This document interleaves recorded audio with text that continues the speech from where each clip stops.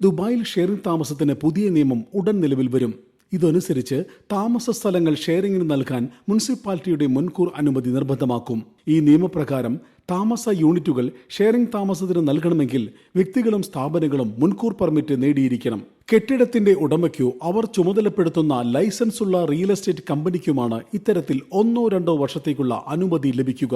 നിലവിൽ ഷെയറിംഗ് ഇടങ്ങളിൽ ആളുകൾ തിങ്ങിപ്പാർക്കുന്നത് ഒഴിവാക്കാനും താമസ കെട്ടിടങ്ങളുടെ ദുരുപയോഗം ഒഴിവാക്കാനുമായിട്ടാണ് ഇത്തരത്തിലൊരു പുതിയ നിയമം UAE വൈസ് പ്രസിഡന്റും പ്രധാനമന്ത്രിയും ദുബായ് ഭരണാധികാരിയുമായ Sheikh Mohammed bin Rashid Al Maktoum പ്രഖ്യാപിച്ചത്.